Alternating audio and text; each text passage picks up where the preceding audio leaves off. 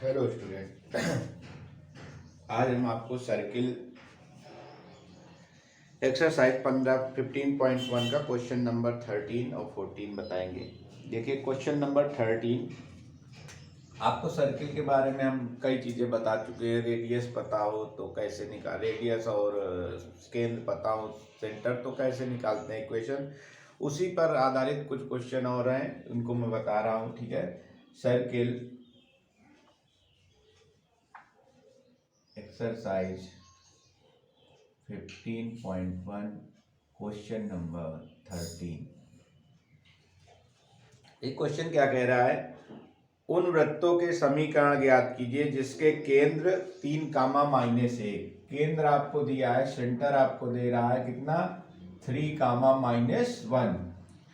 कह रहा है उन वृत्तों के समीकरण ज्ञात कीजिए जिनके केंद्र 3, तथा जो रेखा 2x-5y + 18 2x - 5y + 18 = 0 से 6 इकाई का अंतःखंड काटते हैं, से 6 इकाई का अंतःखंड काटते हैं। देखिए इसको फिगर से आप लोग समझिए।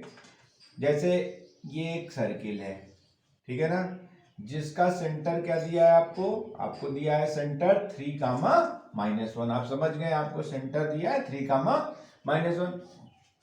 ये एक लाइन दिया हुआ है, आपसे कह रहा है कि जो रेखा इतने से 6 इकाई का अंतःखंड काटता है। मतलब ये कोई एक रेखा सपोज कर लीजिए, ये जो रेखा दी है 2x - 5y + 18 = 0, ये एक लाइन है, ठीक है ना। इस लाइन को हमने मान लिया।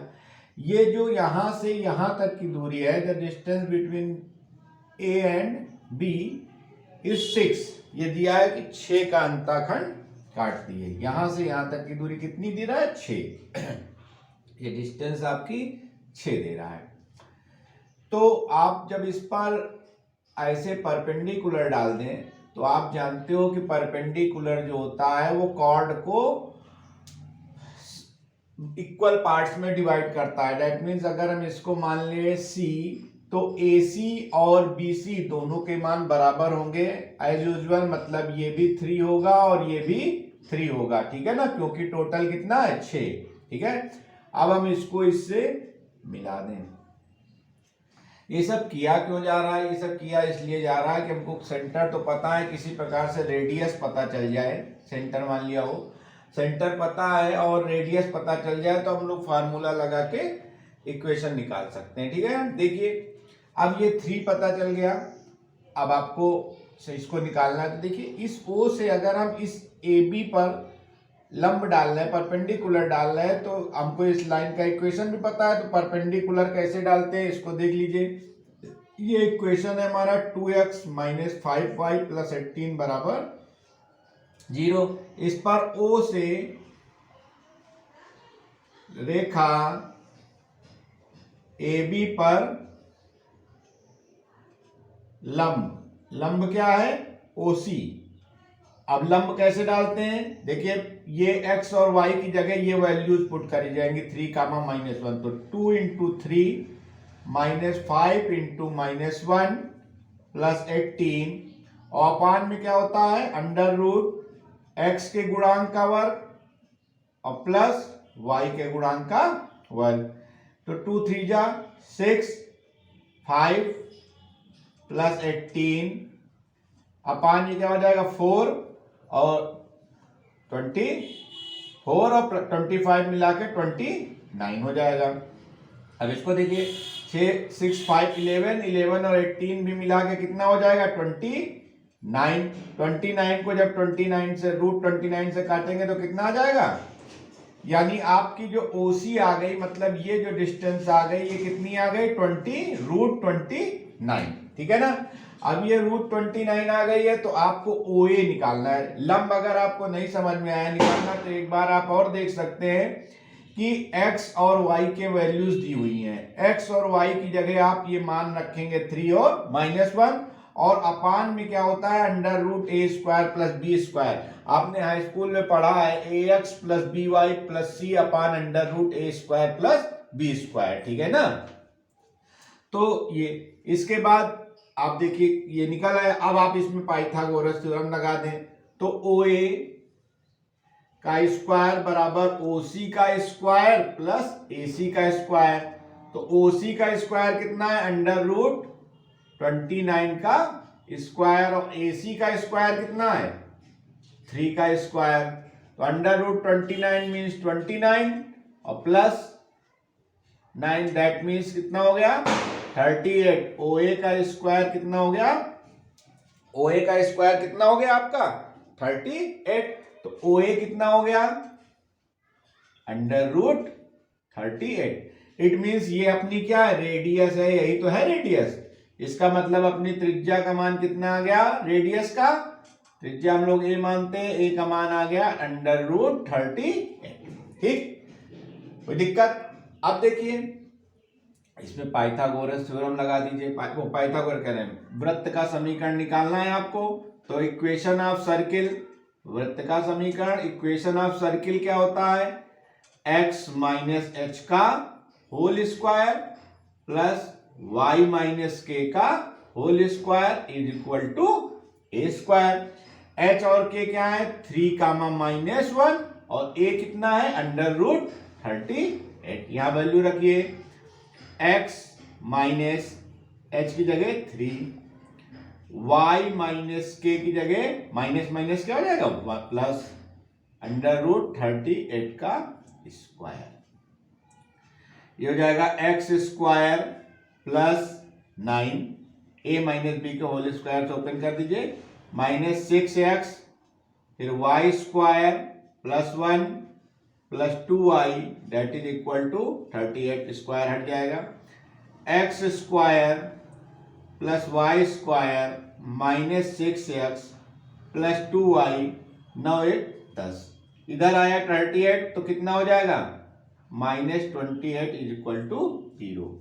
तो ये आपका इक्वेशन ऑफ द सर्किल हो गया कि x square plus y square -6x plus 2y -28 is equal to 0। Question में अगर कहीं कुछ ना समझ में आया हो तो कमेंट बॉक्स में लिखकर बताइएगा। आप लोग वीडियो को पॉज करके क्वेश्चन नोट कर ले, मैं अगला नेक्स्ट क्वेश्चन आपको बताने जा रहा हूं, ठीक है।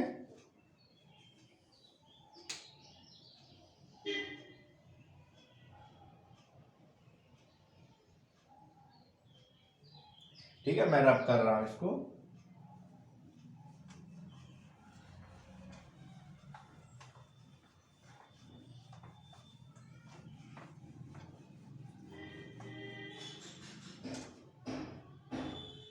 देखिए आपका अब क्वेश्चन नंबर 14,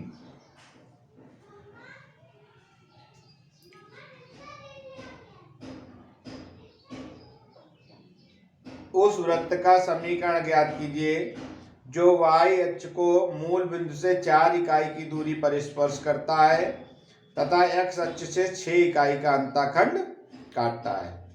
उस वृत्त का समीकरण ज्ञात कीजिए जो y अक्ष को मूल बिंदु से 4 इकाई की दूरी पर स्पर्श करता है। ठीक है ना, देखिए आप फिगर को समझिए, पहले तो हम एक्सिस बना लें।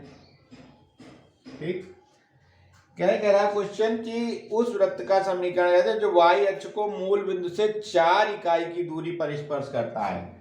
मूल बिंदु से 4 इकाई की दूरी पर स्पर्श करता है, ये 4 इकाई की दूरी पर स्पर्श करता है तथा x अक्ष से 6 इकाई का अंतःखंड काटता है। x अक्ष से 6 इकाई का अंतःखंड भी काटता है। थोड़ा फिगर आप लोग सही कर लीजिएगा, थोड़ा गड़बड़ हो गया। ये 4 इकाई पर ये जो है आपका काट रहा है। तो मूल बिंदु से 4 इकाई की दूरी पर स्पर्श करता है तथा x अक्ष से 6 इकाई का अंतःखंड काटता है। ये आपका कितना अंतःखंड है, 6 इकाई का, और ये डिस्टेंस कितनी है 4, 0 से 4। तो आप क्या करेंगे, यहाँ कोई सेंटर मान लीजिए, ठीक है। तो सेंटर से इस पर क्या डाल दें, परपेंडिकुलर डाल दें। सेंटर से इस पर क्या डाल दें, परपेंडिकुलर डाल दें। तो ये जो परपेंडिकुलर है ये इस 6 को कितने भागों में विभाजित करेगा, 2 भागों में विभाजित करेगा।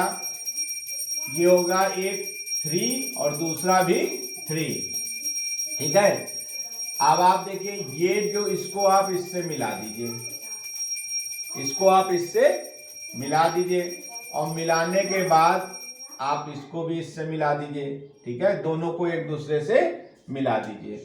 अब आप ये जान रहे हैं कि ये डिस्टेंस कितनी है, ये डिस्टेंस आपको यहां से यहां तक की डिस्टेंस कह रहा है 4, तो ये आपकी ये 4 है अगर, तो ये भी आपकी कितनी होगी 4 होगी। तथा एक्स अक्ष पर 6 इकाई, तो ये 3 और 3 में का इसको आप कुछ नाम दे दीजिए, ओ, ए, बी और सी और डी। ठीक है, आप देख रहे हो ये डिस्टेंस जो होगी वही ये डिस्टेंस होगी ना, एक ये डिस्टेंस और ये डिस्टेंस आपस में क्या है, सेम है। और आप देख रहे हैं अगर थोड़ा ध्यान से देखें तो ये डिस्टेंस आपकी रेडियस ही है, तो अगर ये भी डिस्टेंस क्या है आपकी रेडियस है, तो अगर दोनों रेडियस हम निकालते हैं तो क्या होता है, देखिए आप दोनों रेडियस को हम निकालते हैं तो क्या होता है,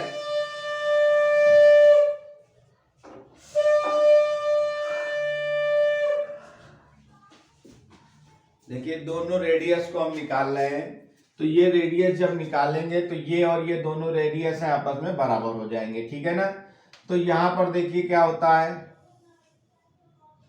कि देखते हैं, इसमें पाइथागोरस थ्योरम लगाने जा रहे हैं, तो क्या होगा, O A square that is equal to O B square plus A B square. तो ओ ए स्क्वायर ये हुआ, ओ ए स्क्वायर बराबर O B square plus A B square. O A square कितना है यहाँ पे निकालना है, ओ बी कितना दिया है 4 और ए बी कितना दिया है 3, तो 16 plus 9 that is 25 O A square. तो ओ ए बराबर 5, यानी ये आपकी डिस्टेंस कितनी आ गई 5। तो ये रेडियस अगर 5 है तो ये भी कितनी होगी 5 होगी। तो आप जानते हो ये डिस्टेंस 5 और ये डिस्टेंस 4, तो यानी आपके सर्किल का जो सेंटर है वो कितना आ गया 5,4, क्योंकि एक्स अक्ष पर चली गई डिस्टेंस लिखी जाती पहले और फिर वाई अक्ष पे, तो 5,4 और रेडियस कितना आ गया 5। तो यहां पर आप जान चुके हैं कि सेंटर आपका कितना आ गया 5,4 और रेडियस कितनी हो गई 5। तो इक्वेशन ऑफ द सर्किल, वृत्त का समीकरण क्या हो जाएगा, देखिए x माइनस एच का whole square y minus k का whole square that is equal to a square, value रखिए x माइनस 5 का होल स्क्वायर y माइनस 4 का होल स्क्वायर, ए स्क्वायर का मतलब 5 का स्क्वायर, ओपन करिए x स्क्वायर 5 का वर्ग 25 minus 10x y square plus 4 का वर्ग 16 माइनस 8y इक्वल टू 25। 25 से 25 कट जाएगा, तो x square plus y square minus 10x minus 8y plus 16 is equal to 0।